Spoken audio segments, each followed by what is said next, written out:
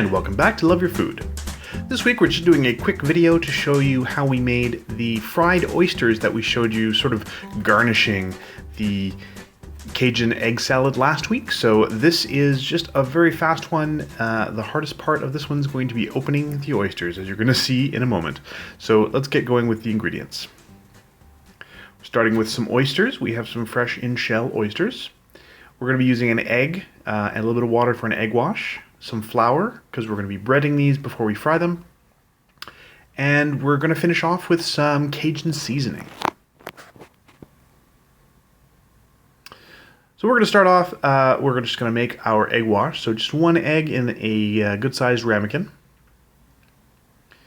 Just going to add a splash of water from the tap. And just give that a good whisk together. You can use a fork or a whisk, whatever you like to do. And you just want to make sure that it's good and well combined.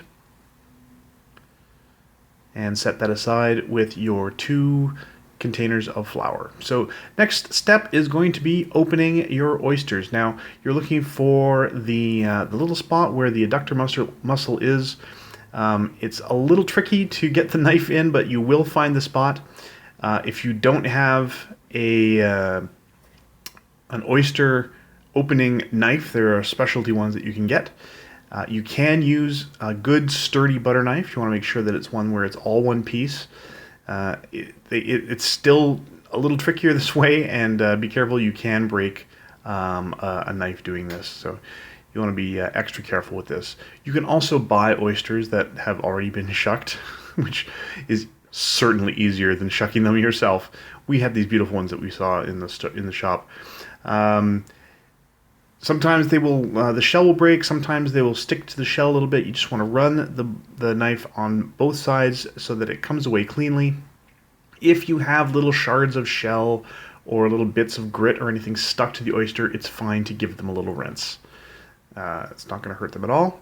And that's going to go straight into the flour. Now they are quite wet, of course.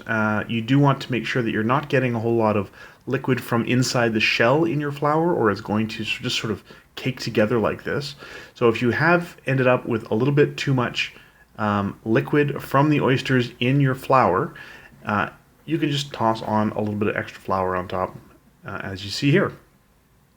You just want to get them good and coated on all sides. Any excess will come off sort of automatically. Once it's well coated, we're going to get that into the egg wash and give it a nice little egg wash, and then into the other flour. This process will require you cleaning your fork several times. Once you've finished getting them all coated in the flour and egg wash, these are going to go direct into your very hot oil. We are using cast iron. If you have a deep fryer, one of those countertop ones, you can also use a deep fryer for this. That's fine. You just want to make sure your oil is good and hot. We need that flour to cook pretty quickly. And once they start getting a little bit of color, they get that sort of golden color, it's a good time to flip them. Make sure you're getting both sides well cooked there. Of course, depending on the size of your oyster, they're going to have different cooking times. Smaller ones obviously will cook a little faster than larger ones.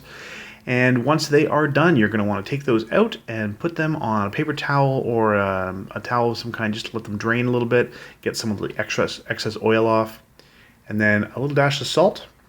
You want to season them while they're still hot, or at least still warm. And then we are going to season these as well with a generous dusting of Cajun seasoning. A little shake to get some of the excess off, and those are just about ready. We're going to use those as you saw last week with that really excellent Cajun inspired egg salad, and that's it. That's the whole thing. They're quite simple. Again, they are much easier if you find shucked oysters, like pre-shucked oysters. You can frequently buy them in just like a tub.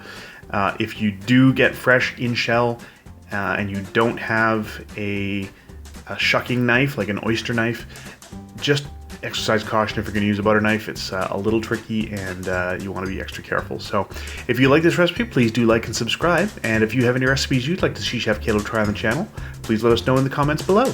And remember to love your food.